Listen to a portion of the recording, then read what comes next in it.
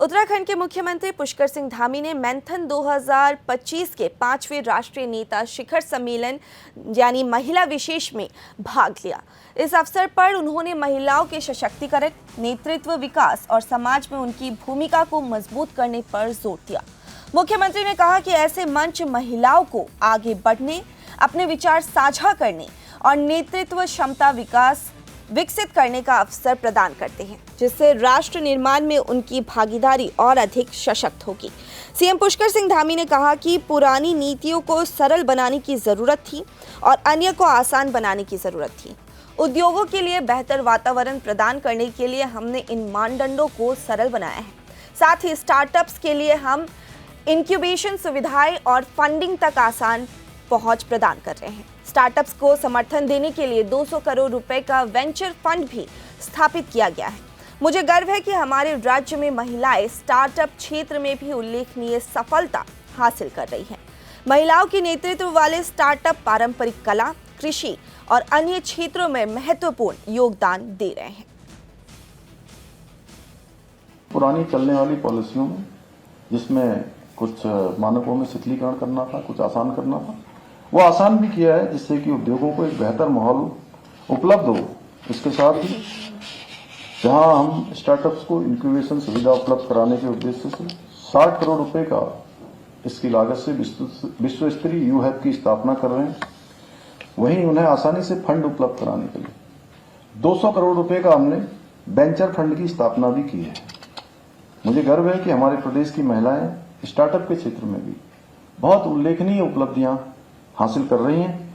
नारी शक्ति द्वारा स्थापित स्टार्टअप पारंपरिक कला, कृषि उत्पाद, शिक्षा, डिजिटल और टेक्नोलॉजी जैसे विविध क्षेत्रों में उत्कृष्ट कार्य कर रहे हैं।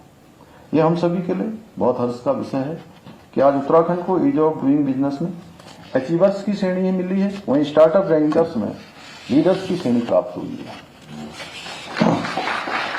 हमारी सरकार ने जहां एक और नारी शक्ति के कल्याण और उनके सशक्तिकरण के लिए और महिलाओं की भागीदारी के लिए राज्य की सभी सरकारी सेवाओं में 30% का आरक्षण भी लागू किया है।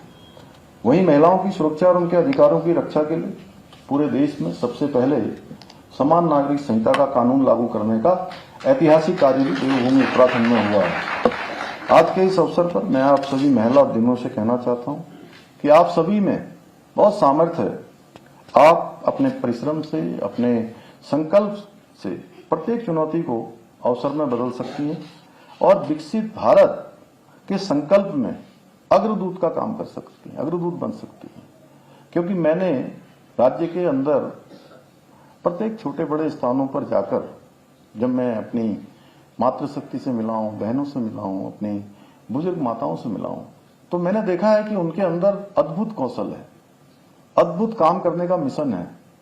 और मुझे सच में ऐसा विश्वास है कि हमारे प्रधानमंत्री जी ने जो बाबा केदार के धाम से उनके मुंह से शब्द निकले थे कि ये दशक उत्तराखंड का दशक होगा, उसको बनाने का काम कोई करेगा, उसका अग्रदूत का काम कोई करेगा तो हमारी महिलाएं करेंगी। क्योंकि अनेक चुनौतियों के बाद, अनेक परेशानियों के बाद, जीवन की अनेक समस्याओं के बाद जहां उनको घर भी देखना होता है, बच्चों को भी देखना होता है, गाय भैंस भी देखनी होती है, खेत का काम भी करना होता है।